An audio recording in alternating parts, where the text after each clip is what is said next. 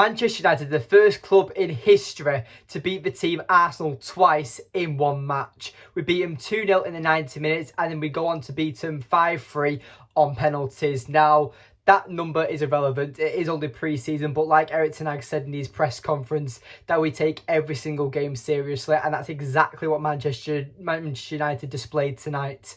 And there's brilliant performances that we need to address that were all over the pitch. Kobbie Mainoo, standout performance, man of the match. One player was Decland Rice on that pitch, who's worth £100 million. Kobbie Mainoo, probably worth about £5 million. He stood out more than Declan Rice today, and I guess that's because more pressure and more eyes are watching Declan Rice. But Kobbie Mainoo to me definitely stood out today, and he was absolutely brilliant. Definitely the way he's impressed me this season. I hope he's impressed Ten Hag as well, because Kobbie Mainoo either definitely deserves out alone in the Championship or Premier League this season, or he deserves to be implemented to Manchester United's squad. Because if we are going to sign a player like Amrabat, I don't see how Kobbie Mainoo is going to be an understudy to Casemiro in that sense. So hopefully, if we do sign Amrabat, then no doubt Kobbie Mainoo will go out on loan and get the experience that he needs. But he's definitely showing that he's going to be a world-class player, and he's got a huge amount of potential, and he's definitely giving me the Garnacho vibes of last season. Marcus Rashford, brilliant to have him back. Bruno Fernandes, the captain, scores an absolute magnificent goal. People say Bruno Fernandes hasn't got a left foot, but boy, he showed that today with a beautiful strike that bobbled just in front of Aaron Ramsdale, and it went in the back of the net. You're not saving that. It was an absolute brilliant goal from our new captain in Bruno Fernandes. And Jadon Sancho as well, smashing it right into the roof of the net. That's going to give him so much confidence, and I kind of like how Jadon Sancho is playing through the middle at the moment. Not many people are liking the way he's playing this false nine, pressing forward type position.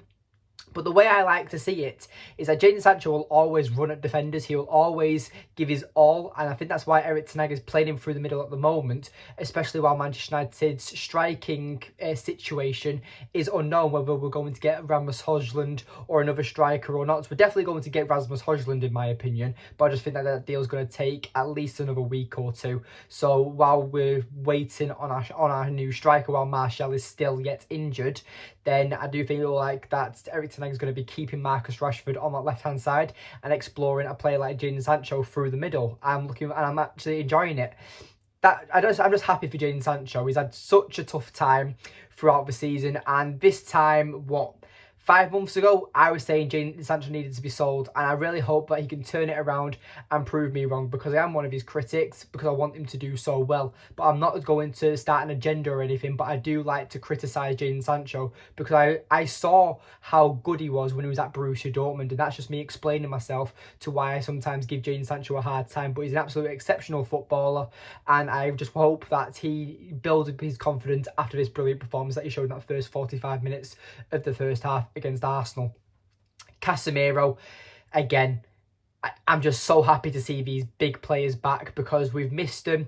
Obviously, pre-season, the first 2 games against Leeds and Lyon, we had our youth teams out. We didn't have the proper team out, and it was good to say. It's just good to see that the whole 11 was back out there today. Victor Lindelof and Harry Maguire both had really good performances. The same with Rafael Varane and Lisandro Martinez.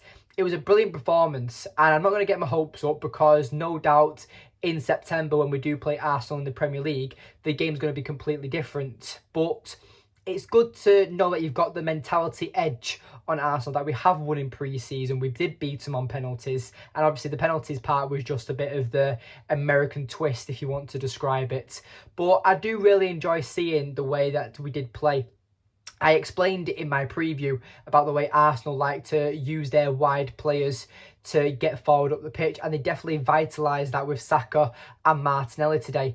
And there was at one point in the match where it was 0-0, and Tom Heaton, we've got to give him massive props. He made a beautiful double save. Saka just dribbled past Lisandro Martinez and Luke Shaw like they weren't even there. Cuts it past, I think it was to Martinelli. Martinelli hits it low. Tom Heaton catches it, but it bounces back out. And Martinelli, instead of smashing it into the roof of the net, decides to go low again. But Tom Heaton was already ready to ground, and he saves it again for a beautiful double save. And all you've got to give is Tom Heaton massive credit there. But again, we did see glimpses of the 3-1-6 formation as well, like we mentioned in that tactics video we made the other day on the live stream. So if you haven't seen that, check that out. But yes, I liked the way we were progressing up the pitch. We were using our wide areas. The full-backs were bombing forward, whether it was Luke Shaw and the right back was staying behind, or Brandon Williams and the right back was staying behind, or Wan-Bissaka and Diogo Dalot and the left backs were staying behind. What this system is built upon is that back three, and it really depends on which areas the team want to exploit. And I kind of like how it's not just the right back, where it's just Wan-Bissaka or Dalot running forward, being that extra attacker. If it's Luke Shaw or Malacia or Brandon Williams, whoever is going to be playing at left back, Luke Shaw is going to be the main left back. But I'm talking about whilst we're in pre-season, we are going to see more players have the opportunities. But what I'm also trying to say is that I like how with this system we're interchanging it, and I want to see that in multiple positions. I want to see players like Antony and Sancho swapping sides, and Antony exploring the left wing, for example, because he's primarily left-footed and he could whip in a lot more crosses into the box, which could give United bigger chances of scoring goals, especially in the Premier League, and once we get a striker like Rasmus Højlund, who is very good in the air in my opinion. But honestly, all I can say is that this was a brilliant game. It's a challenge that we needed. Obviously, Lyon and Leeds are a bit of a stepping stone.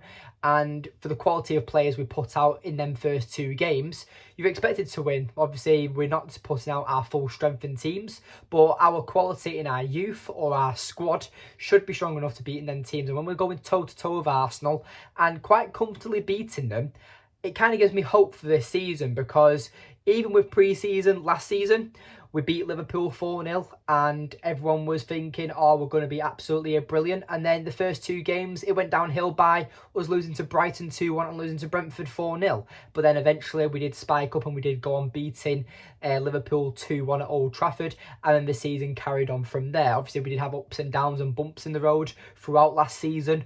But no doubt this entire pre-season is all about stability and setting a format for what Erik Ten Hag wants from his squad and players this season. But I can't wait to see it happen. I'm looking forward to the next game, which is against Wrexham, which is going to be at about 3 o'clock in the morning UK time. But you best believe it, Red Devils TV will be on it, making content as always. So stay tuned for that. We are not doing a video tomorrow. I'm going to do a couple YouTube shorts, but there are no main videos coming out tomorrow. I'm going to take a bit of a day off, just while I'm getting back into the YouTube grind, and set a schedule for next week. We're doing some live streams next week, and we are going to get some guests on. So if you know anyone, or if you are watching this far into the video and you would like to get involved with Red Devils TV, follow me on Twitter, give me a message, and we'll get you on the channel, because this community is all about fans having and sharing their voices. But everyone is more than welcome, whether you're a United fan who likes Anthony Martial, Harry Maguire, even if you still support Phil Jones, I don't care. If you have an opinion and you support Manchester United, Red Devils TV is the place for you. But honestly, I'm going to bed. Thank you for watching and have a good evening. See you later, guys.